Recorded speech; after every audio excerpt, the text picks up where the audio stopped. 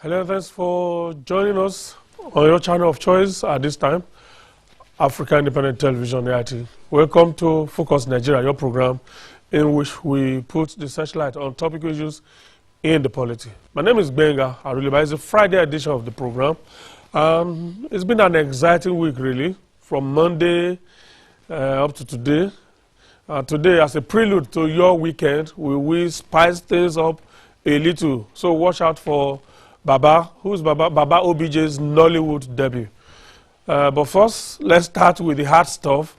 Two ministers, that of Transport, Rotimi Amechi, and the Minister of State for Aviation, Hadi Sirika, along with the DG of the Debt Management Office, Patience Oniha, were in the Senate on Thursday to defend aspects of the $5.5 billion foreign loan being requested by the federal government. The three government officials met with the Senate Committee on Local and Foreign Loans, chaired by Senator Shehu Sani, during which they restated the government's earlier position that it was cheaper to take the loan because of its low interest and long repayment schedule. For this Senate to fully have your back with respect to this request, it has become clear that if Nigeria must borrow, we must borrow responsibly. We cannot afford to mitigate the future of the unborn generation. If we must bequeath to the future generation a pile of debt, it must be justified with commensurate infrastructural proof of the value of the debt. Okay. The advantage of that, like say, apart from the longer tenure, going externally to borrow, we borrow at about 7%. We approached the international capital market in 2011, 2013, and then earlier this year as well, 2017. We could borrow in the international markets for long tenures, 20 years and above, at about 7%. I mean, it depends on market conditions, but that's much lower than 16% to 17%, and in some cases 18% that we borrow in the domestic market. So the implication of that is that your debt service for that portion of the naira that you convert, of the domestic debt that you convert, will be much lower. Our estimate is that if we take a 10% differential between the cost of borrowing at 17 and the cost of in the domestic market and 7% borrowing externally, we're looking at a differential of 10%. On $3 billion US, that translates to over 95 billion naira per annum in savings that will reduce the debt service obligations. It's important we recognize that what is in this year's budget actually is to fund, because you've already funded Lagos to Ibadan by the last time I came here. You've already funded Lagos to Ibadan. So we need money. What is in this budget that we're asking for now is Kano to Kaduna. That's what's in the budget. And then Port Harcourt to Calabar. Why should we not have a second airport in Abuja for security reasons and for the possibility of an alternative? Why should we not have perhaps an airport around Buhari or near Nasarawa or close to Kaduna area, so that in case we have challenges like the one we had at Nnamdi Azikiwe, we can simply use that one, instead of building a second runway in the same place? First of all, we don't have the money to construct an airport. Two, and very important for that matter, is that the Abuja runway do need the second runway because we intend to make Abuja a hub. And you cannot create a hub with only one runway. It's simply impossible. All right. Meanwhile, in plenary, the Senate frowned at how state governors have been spending their Paris Club reforms without it impacting on the welfare of their citizens. Senator Tony Ayamu said raised the issue in a motion which was unanimously adopted by his colleagues. Mr. President, I'm so worried about this Paris Club reform. I'm so worried about it because we've seen yesterday the governors met with Mr. President and asking for more release of the Paris Club. And my question is, Mr. President, where is this money coming from? We as a Senate, these funds are not budgeted.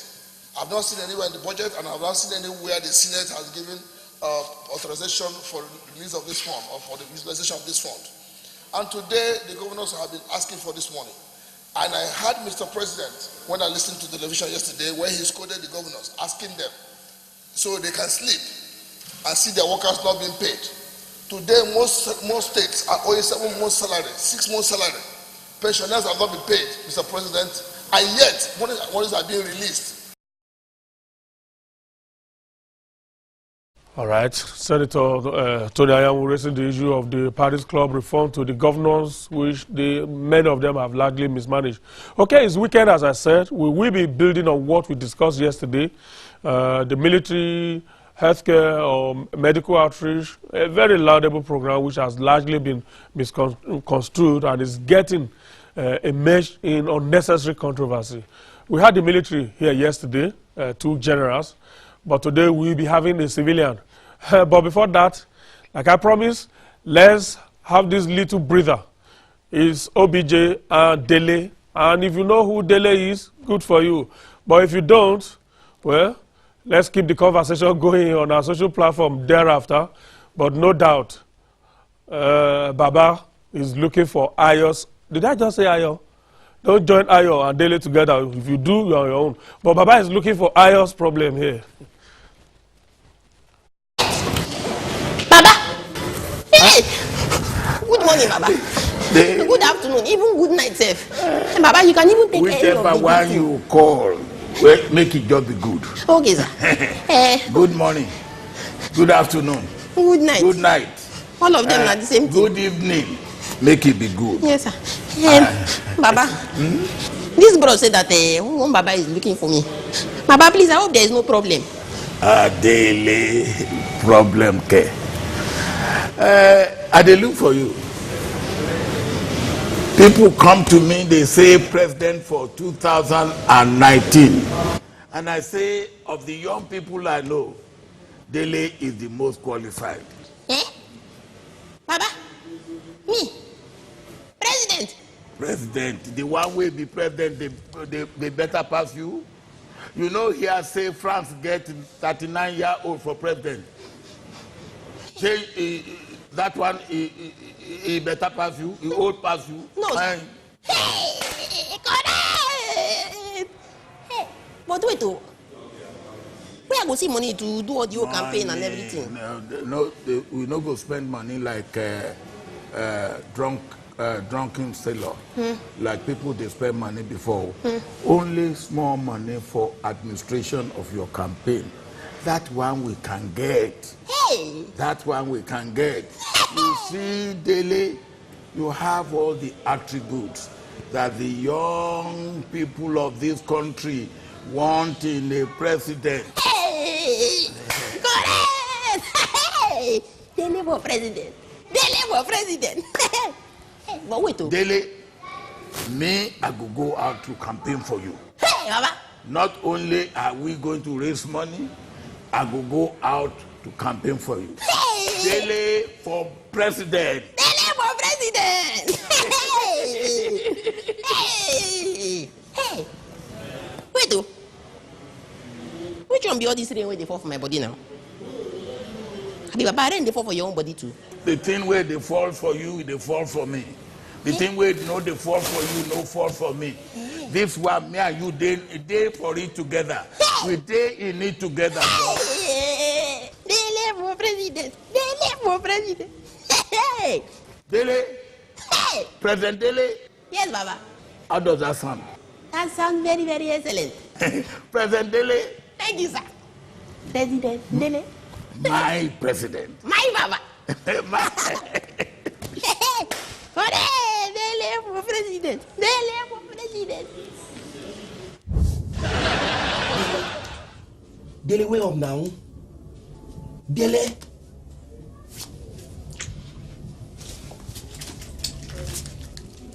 Dele, wake up, Joe.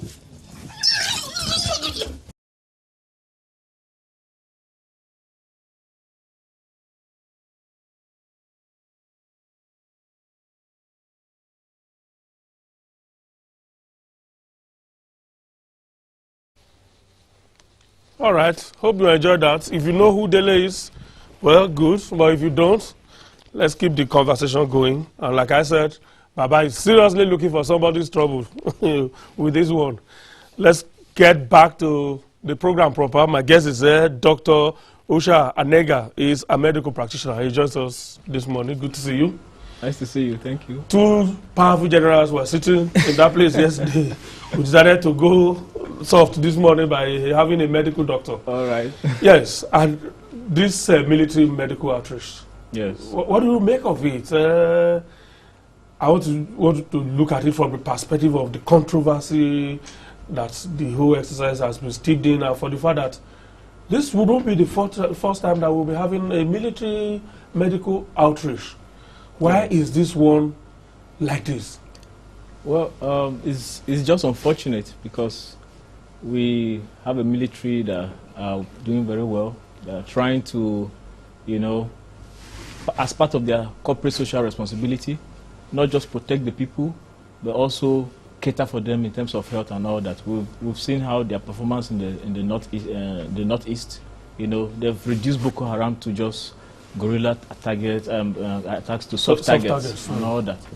But you know, you asked why is it generating so much controversy? Because military have been doing medical outreaches and all that. It's because you know the situation of the southeast. You know the controversies, you know, concerning the operations of the military over there. So I think there are some mischief makers that are just trying to lump all the issues together. Yes, just to cause mischief, to make the military to withdraw. But you see, the military are doing a good job. For the fact that someone is carrying a gun doesn't mean he's doing a bad thing. You know, they say making war with the enemies of peace is peace. So the military are not just protecting these people, they are carrying out medical outreaches. We've had very good, you know, testimonies of what has come out of the medical outreaches. But then we have people that go online to spread false information, trying to abuse people's minds, and you know, false information spreads like wildfire. As a medical doctor, you will sanction anything that can address the health challenges or health needs of Nigerians, particularly those who can't afford such. You will probably want to sanction any attempt by anybody, group, or association, organization, to come in and fill a void, isn't it? Of course. But I'm surprised that in the thick of all of this, I read a statement credited to one of the branches of your association, that's the Nigerian Medical Association, also joining in the fray, directing parents not to allow their children to be immunized, not to allow anybody dressed in camouflage to have any contact with their children, and all of that. All of those things add to, you know, undermine this project. It's all part of the misinformation. The medical outreaches that the military are carrying out, they are not immunization. Do you understand? It's not immunization. They are treating people, they are giving out drugs and all that. It's not necessarily immunization. It's not the military that immunize. When you have, of course, have you, in different parts of the country, do you see military people carrying code boxes immunizing children? No.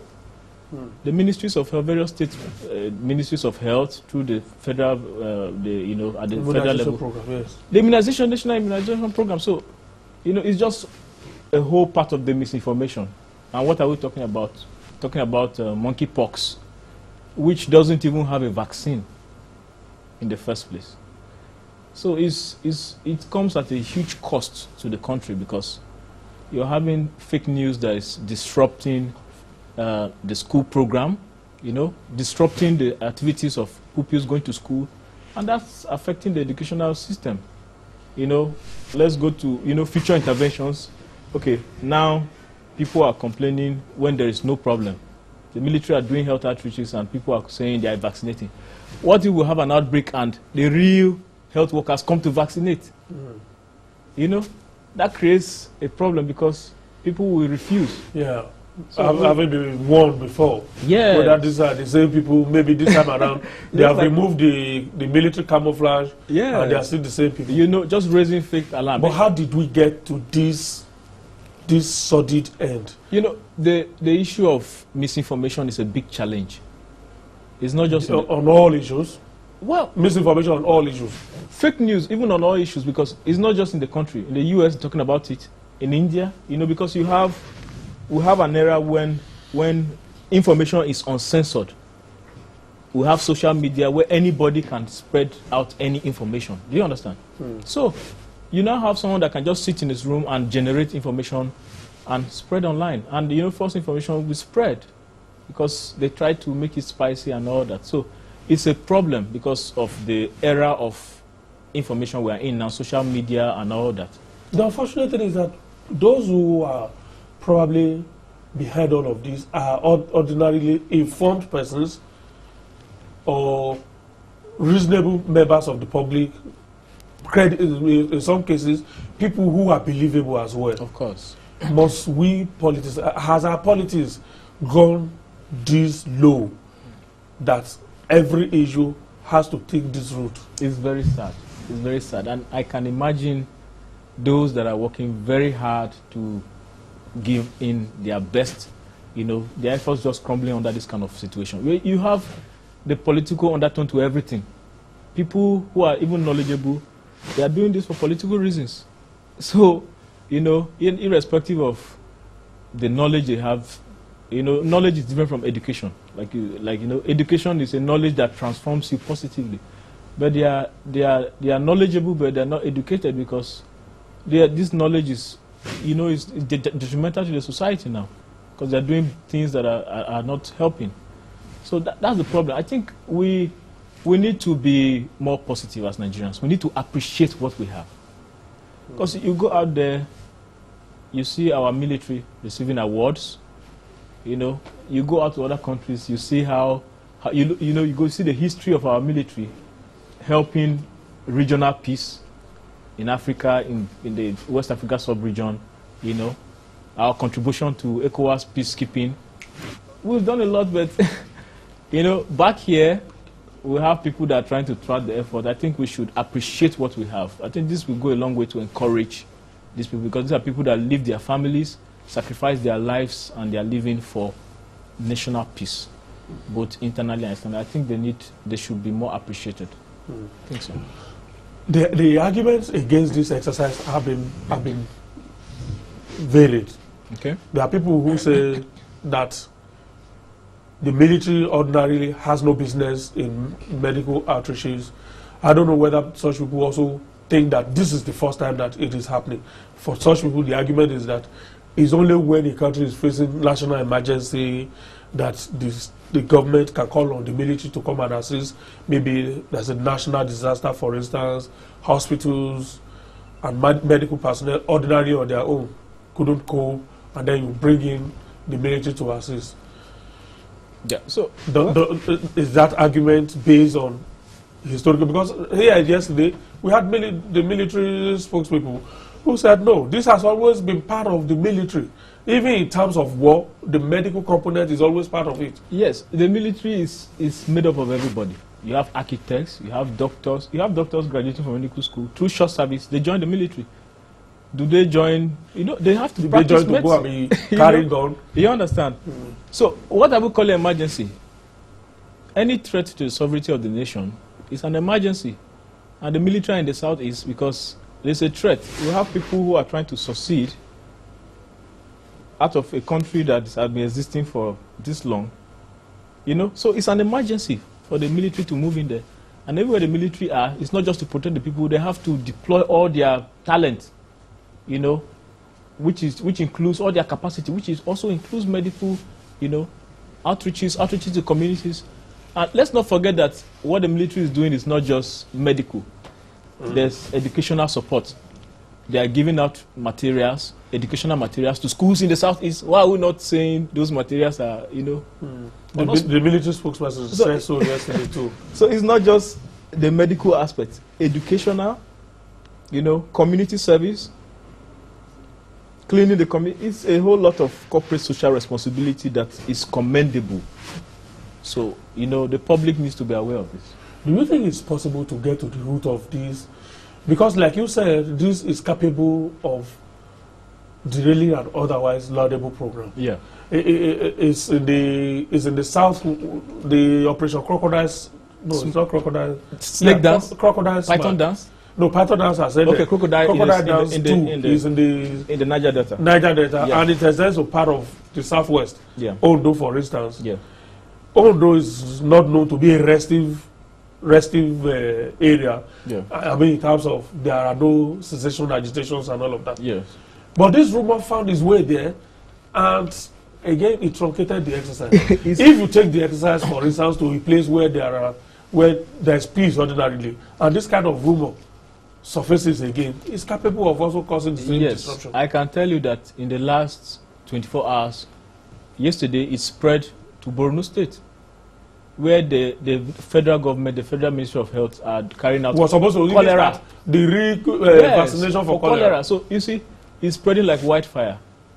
So easy, like I told you, it's thwarting the real effort now. Because the federal government, this outbreak of cholera, I think, claimed like 11 lives. And there was need for vaccination and health intervention, but that fake information has now caused a kind of resistance to this effort. So you see the potential for damage. That's why we want the public to know that, see, this is not the case.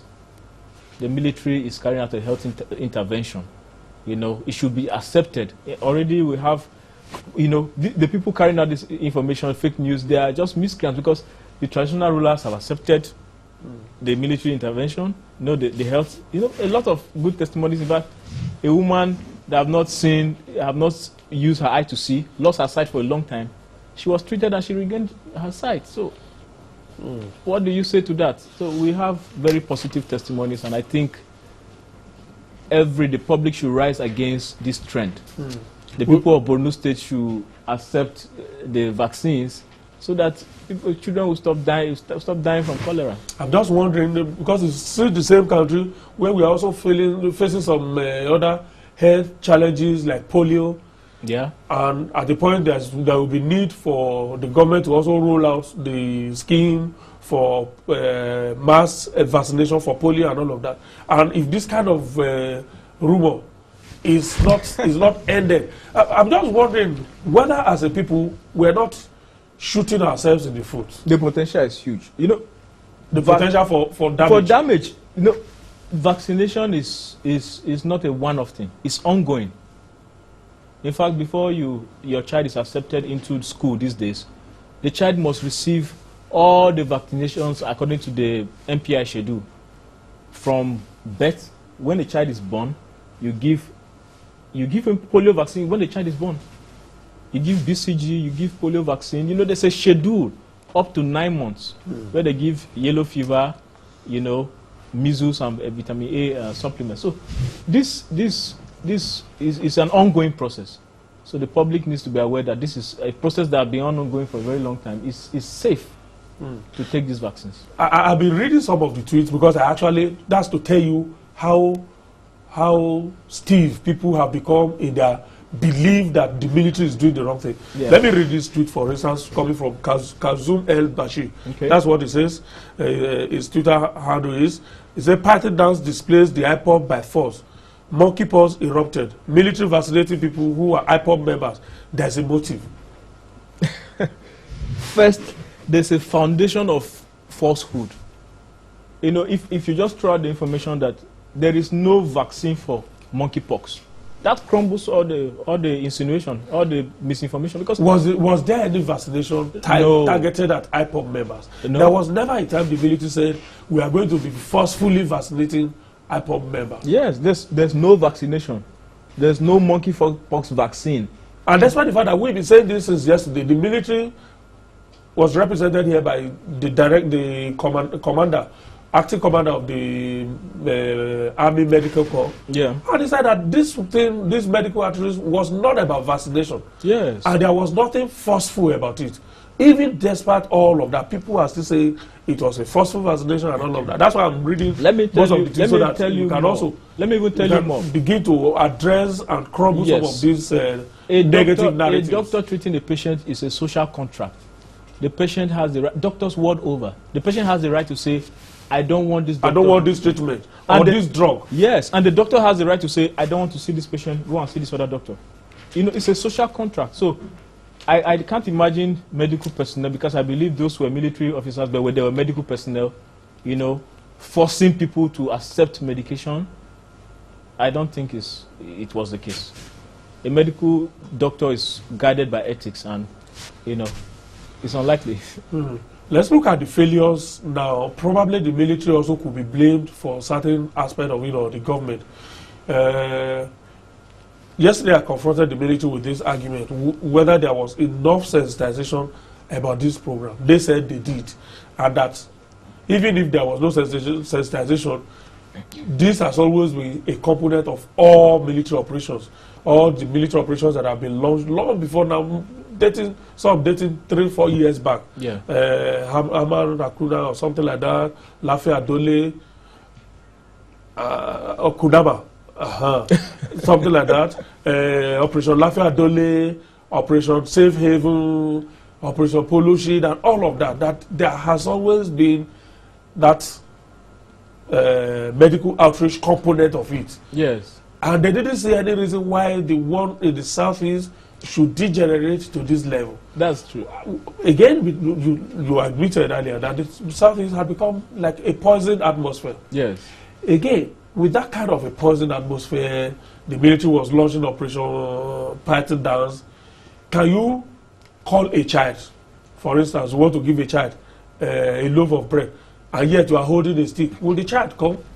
Probably the military was also wrong in not appropriately reading the mood. That probably maybe if we are going to do a strictly military operation, let's keep the medical outreach side of it out of it for now.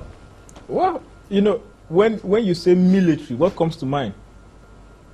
Is somebody holding the army of occupation. You know, so the military can't do enough. That's the truth. It's not like a one-off thing. The military, you know, the whole negative side of warfare and peace, it takes the whole, it like obscures a lot of good in the military. So even if the military is doing the corporate social responsibility, what will come out is the other side of it. But I think that maybe in these kind of areas that are prone to this kind of outcomes, there should be more sensitization, which I believe, you know, even this is an effort to, you know, let people know the military more. Let people know the activities of military. It's not all about carrying, you know, it's a whole lot of package. When you start a military operation, there's a kind of humanitarian issue that needs to be addressed. And that's why the military is not just about combatants. Military people are there. You have nurses, you have architects, you have a lot of other disciplines. It's teamwork, you know. So I think it's perception. If you look back, if you look at the Southwest, I mean the Southeast, for instance, historically there's been this distrust between the people of the Southwest, and if you're conversant with Nigerian history, you know it dates back to way back. But I think there's need to be an understanding that we can work together. We can be one country. But has the military kind of lost the right to want to be friendly to the people because of certain things that have been going on? If you look at some incidences, for instance, maybe isolated, this Southern Kaduna issue. Yeah. The military has come under accusation that it is not unbiased. Yeah. Why is it that it is when the military leaves that people come to attack? Yeah. Or when the military is looking the other way, that people sneak in to launch attacks? Yeah. If you look at herders versus farmers clashes in the Benue Plateau for instance, the military has constantly come under accusation that it is taking side in that issue or looking the other way. If you have herders constantly coming in to wreak havoc on farmers, and the military has not deemed it fit to launch any kind of operation there, python dance, crocodile smile, crab crawl, and all of that, but you go to a place where people are were politically agitating, and they say that they have a right to agitate under the constitution, there you are launching a military operation where lives have not been lost. But where lives are being lost on a daily basis, the military has not deemed it fit to launch any operation. Well, do you think carryovers like this is what is making the military to become or being passive as nothing good can come out of it? So if they offer you bread, don't take it, might be poisoned. Well, it's an ongoing process, like I said. And how do you think the military should address all of that? I think public perception. Yes, I think there needs to be a holistic approach. You know, those people with those kind of views is not totally bad, but there needs to be a holistic kind of approach to these issues. Now, imagine this kind of crisis that we're going on without the military. Just imagine without the military. If we can have a military that is working very hard in these areas, like in the Plateau, in the Benue region, and all that, everybody will be happy. So let's have a holistic approach. Just like the urgency that the military is addressing the Southeast issue. Yeah. If the urgency is ingested in Plateau, in these areas, it will be encouraging. And I believe that these issues have been, I know the COAS have been to Benue State several times, you know, to assess the situation. We want to see boots on the ground. We want to see these areas protected, just like in that's where Patton and the crocodiles should be dancing and smiling until the marauders are completely. Yes, we want to have those kind of efforts in those areas. So those that are saying that they are not completely wrong, because we want to have this urgency all over the country. It's unfortunate that our military is having to step into internal issues like this, because these issues should be left to the police and all that. And we have all these joint task forces that are active in these areas. But when they are overwhelmed, you know, the military should step in. Maybe that is why the military have not stepped in, because it's very clear that any issue that threatens the sovereignty of the nation, the military steps in. But these are issues that maybe the police, other forces are trying to contain. I think if it exceeds their capacity, the military can come in. So you're right. And again, you made the point that the military has constantly been in our face, even when we've had long years of democratic rule, and long years of democracy and all of that. But the military has constantly been in our faces, and probably that again is also bringing this constant friction and constant allegation against the military. Even when something small has happened, by the time the social media comes into it, they paint a picture of a monumental problem that has happened, even when it is just one soldier that was responsible for a misconduct. Is there a way that we can actually minimize the interaction between the military and the civil populace? Is it possible? Well, given the security situation that we also have, that the police has not been able to decisively deal with? It's possible. The issue is, let's step up our capacity. The police, yes. Because the police is almost completely gone. Yeah, let's have them. But then what do you expect? It's when more than half of the police force, the entire police strength, more than half is deployed to guiding just a few people. Yes, we'll have that situation too. But let's increase the capacity of the police. Let's even let's talk about, you know, we talk about even state policing. Let's if you go out there, if you go to the US, but every state has their police. They have managed the terrain very effectively. So let's have the capacity of the police increased. Then we can have our military being kept for external issues and issues that are beyond that. You know, I think we can do this, but the average Nigerian is we fear the soldier or the army man more than the police. You know, it's like we need to these institutions need to gain the trust of the common Nigerian. You know, and that will help to at least the interface. But let's not forget that we're talking of a country of over 170 million people. So there will always be these people that are causing problem. No matter the good that you do, they still have motives that, you know, they are pursuing. So let's not forget that it's a large country And prevention is important, but management of a problem too is important, because we will always have, no matter the good, we always have these people that want to deliberately spread misinformation to discredit efforts. Let me read some tweets and take the direction, take another direction in all of this. Okay. Dele Jackson is saying, Ogaji, how do communities in Nigeria know that the Army's medical outreach is part of the military social responsibility where there is no awareness? But okay, Dele, like I said yesterday, I asked this question, maybe not in this particular way you have asked it, but they responded by saying that before those operations started, they met with the community leaders, yes, the civil authorities in those places, traditional rulers and all of them, to tell them, and that in most cases those civil authorities, traditional councils and all of them were actually the ones that chose the venue where those outreaches took place. Yes, and again, to dispel another rumor that gained so much ground, those outreaches never took place in any school. You see, that's another point.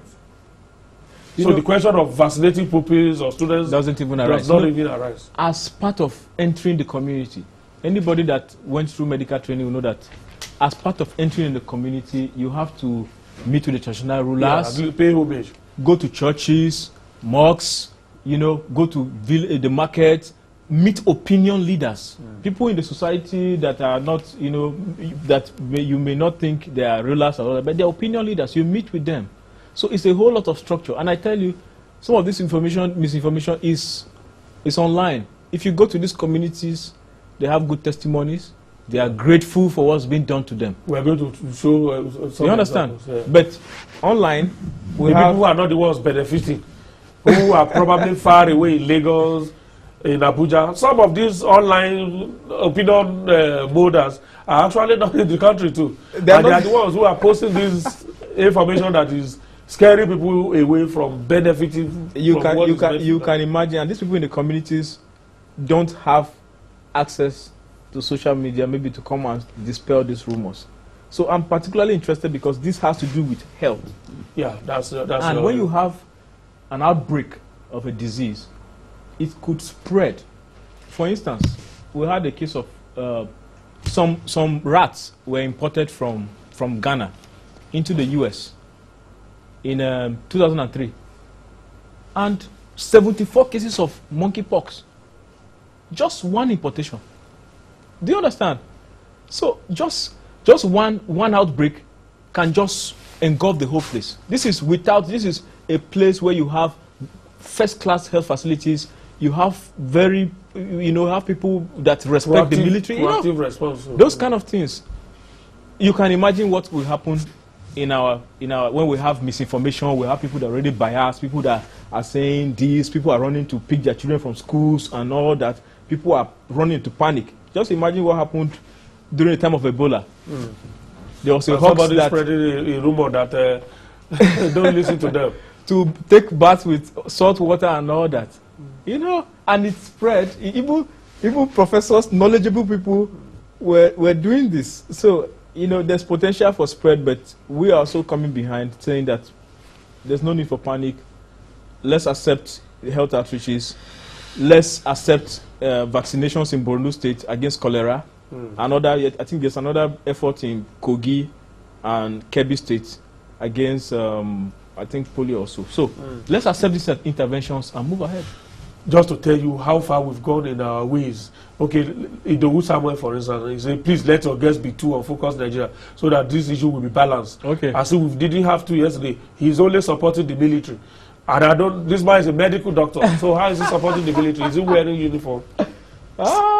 We are just setting maybe I'm supporting my profession, because this has to do with the public. It has to do with health. And I can imagine that a lot of children are denied vaccination in Borno State because of misinformation that started in Anambra State. No. But maybe I'm defending health. I'm defending you. And I think anyway, maybe before we get to the turn I want us to take now, let's listen to the average Nigerians who benefited from this medical outreach And then we know the kind of evil we are doing by spreading falsehood to deny people who don't have access to all of these things. And this probably will be the only chance they will have to enjoy this kind of care. But because of our misinformation, particularly those of us who can afford it, see the level of damage we are doing to ourselves and to our people. Just for your benefit, so that at least it buttresses one point you made much earlier. Right. Yeah, this was when the exercise flagged off in Abakaliki, Ebonyi State.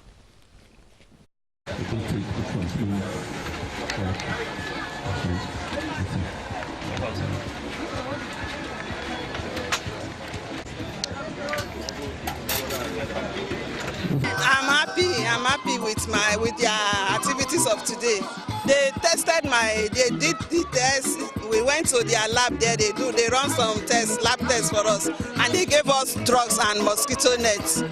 They have really tried by coming here, because many of us, like because of this reception of 18, we could not go to hospital. Like many of us today, we have the opportunity to see doctors and our children today, so we are very happy. Thank you. They have already treating us well. They are doing us well. We used to, when our child is sick, we used to take it there. They were giving us medicine. They will treat us. We are okay for here. I'm feeling better. I'm not praying for any treatment. But this morning you are coming with syringes, you are coming with packets of drugs, you are coming with all manners of medication to attend to the health needs of our people. It therefore defines more your intentions of preserving and protecting life. It is not only with a gun that life can be protected and preserved. With Medicare, especially when it is free, as we are made to know, the people, both the poor and the rich, will have access to the things that will keep them healthy, to enjoy life.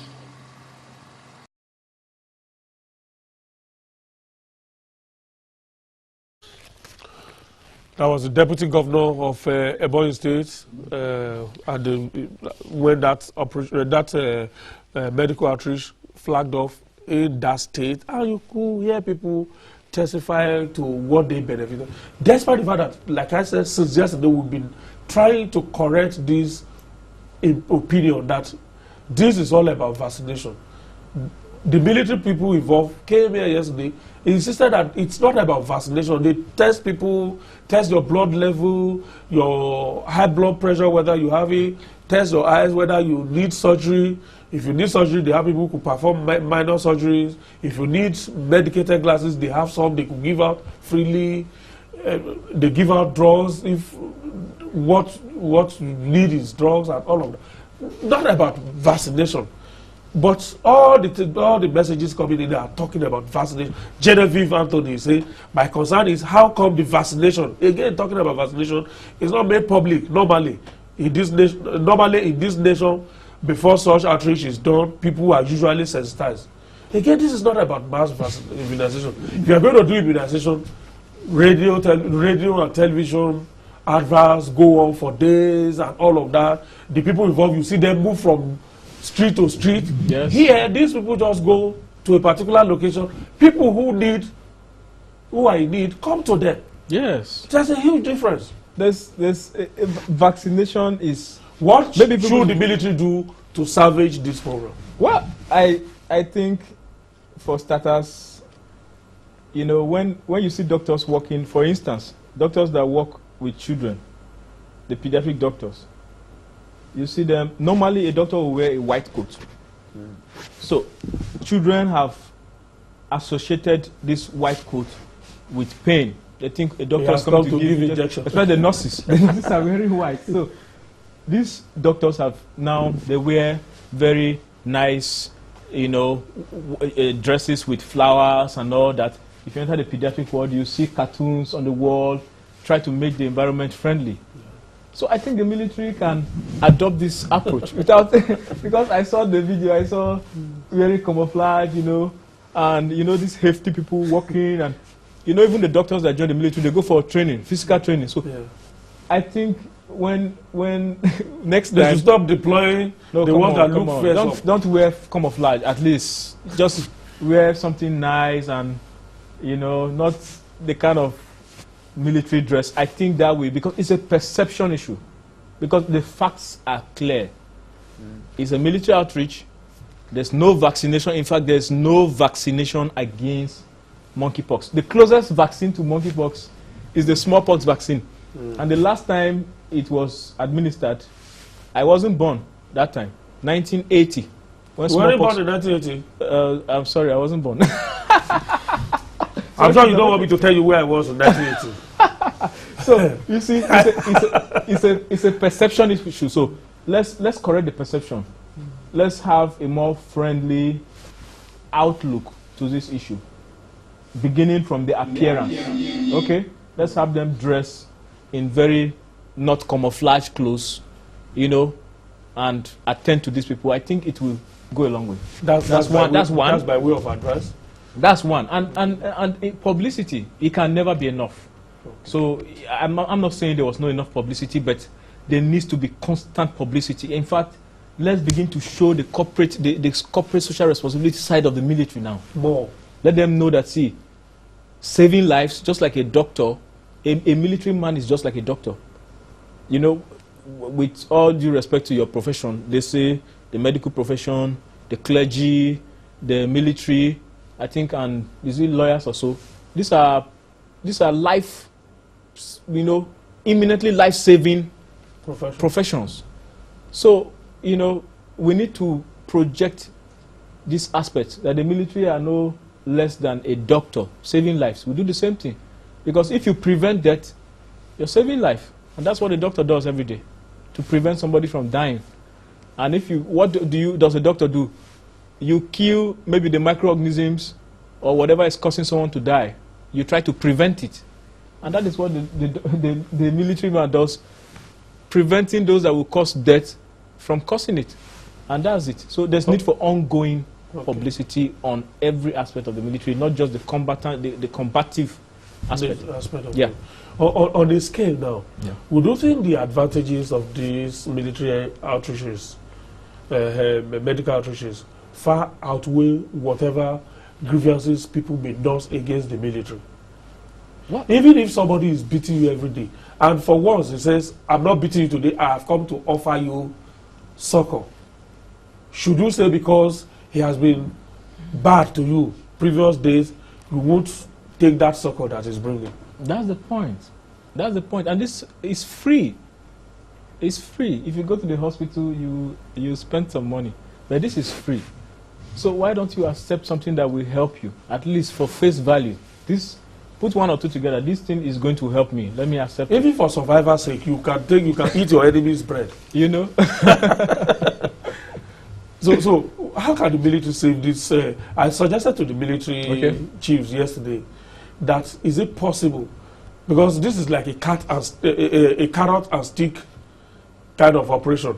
Yes. In one breath, here you are with all those hefty men shouting, hey, hey, and all of that, carrying guns, horsewhip, and all of that. Yes. And then behind you, you have the professionals, the lifesavers, who have also come to save lives. Is it possible to separate the stick from the carrot?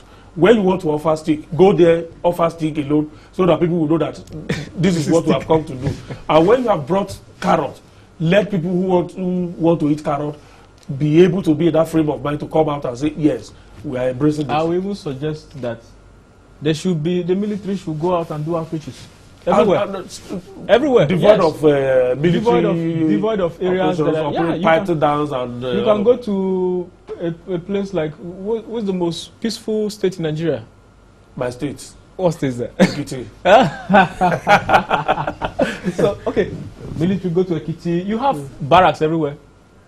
You have military hospitals. 1 week, free outreaches, free treatment. You know, this will kind of disabuse people's mind even before there's an issue, because people will know that even before we came to keep peace, we're already doing our medical outreaches. So it's not just where there's a military. I think it has to do with resource and all that, but I think it's something that they can work on. Your professional association, is there a role for them in all of this too? We're talking about the Nigerian Medical Association. Of course. Of course, all doctors belong to the Nigerian Medical Association. There's no outreach that should happen without their notice. And you see, some of these outreaches don't just have military doctors involved. They also have other doctors involved too. So you have the association fully part of this. So I think they can help in correcting the misinformation. They can help to link these people to hospitals on ground, because that's one deficiency of outreaches. You come, some people have very chronic illnesses. Like somebody has hypertension, you discover maybe in an outreach, or somebody has diabetes, you treat the person, you give the drugs, and you go. You have to link those people to hospitals to continue the care.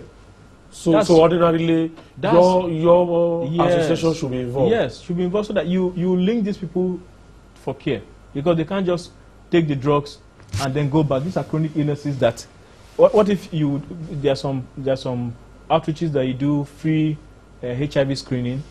When you discover people that are positive, you have to link them to care. You understand? So it's teamwork. Okay. It should be all-encompassing. So anytime there's going to be a military outreach, a military medical outreach, the local branches of the Nigerian Medical Association probably needs to be integrated. Local hospitals too also probably need to be very important. Very, very important. In fact, it's not every outreach, because that's one of the huge deficiencies in outreaches. Because you do a one-off thing and you go. Now, health is something that should be sustainable. It's not a one-off. You are not coming to impress anybody.